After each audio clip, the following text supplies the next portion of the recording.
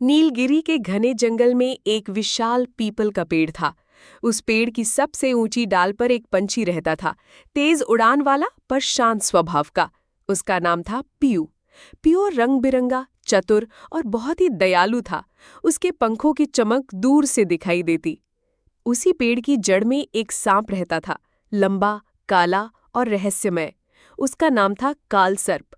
जंगल में सब उससे डरते थे, लेकिन पीयू ने कभी उसे डरना नहीं सीखा।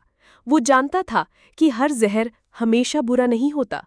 एक गर्म दोपहर जब सूरज आग बरसा रहा था, पीयू पानी की तलाश में नीचे उतरा। जैसे ही वो पेड़ की जड़ के पास पहुंचा, झाड़ियों में से आवाज आई, रुको। पीयू चौंका पर शांत स्वर में बोला, मैं सिर्फ पानी पीने आया हूँ। झाड़ी से काले स्केल्ड शरीर की झलक दिखाई दी। सांप फुफकारते हुए बाहर निकला, पानी सबका है, लेकिन ऊपर रहने वाले नीचे नहीं उतरते क्यों? पीयू मुस्कुराया और बोला, ऊपर से नीचे देखना आसान है, लेकिन जब नीचे उतरते हैं तो असली जीवन दिखता है। सांप को ये जवाब पसंद आया। पहली बार उसने किसी पक्षी को अपना दुश्मन नहीं माना।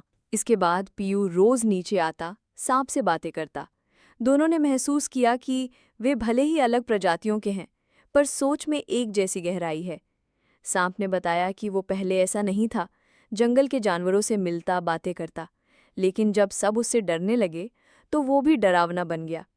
पीयू बोला, कभी कभी लोग हमें वैसा बना देते हैं जैसा हम नहीं हैं। धीरे धीरे दोनों में दोस्ती हो गई, पर जंगल को ये रिश्ता रास नहीं आया। एक दिन बंदर, हिरन और उल्लू ने मिलकर जंगल की पंचायत बुलाई। एक पंछी और एक जहरीला सांप साथ कैसे रह सकते हैं? वे बोले। हाथी प्रमुख ने कहा, यह रिश्ता गलत है, सांप किसी दिन इसे खा जाएगा। पीयू ने कहा, मैं उड़ सकता हूं, पर उसे छोड़ना नहीं चाहता। उसने मुझे इंसानों से ज्यादा समझा है। कालसर्प ने पहली बार सबके सामने सिर झुकाया। मैंने इसे नुकसान नहीं पहुंचाया, क्योंकि इसने मुझे सिर्फ सांप नहीं, एक साथी माना। एक रात जंगल में आग लग गई। हवा तेज थी, धुआं चारों ओर। सब जानवर भागने लगे। पीयू ने देखा कि आग सांप की मांद की ओर बढ़ रही थी। उसने बिना देर किए उड़ान भरी और कालसर्प को आवाज दी। बहुत देर हो गई, मैं बाहर नहीं जा सकता, जमीन जल रही है, सांप बोला। पीयू जानता था ये मौका आखिरी है।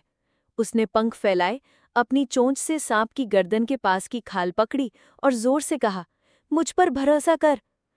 कभी किसी सांप ने उड़ान नहीं भरी थी। पीयू ने उसे ऊपर खींचा, धीरे धीरे, झूलते हुए, धुएं से लड़ते हुए।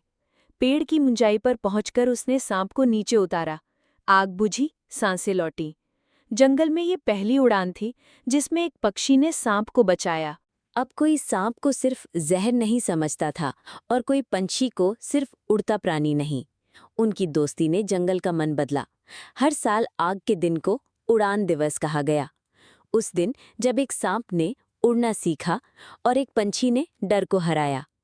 सीख, दोस्ती जाति, रूप या जन्म पर नहीं, भरोसे, समझ और साहस पर टिकती है।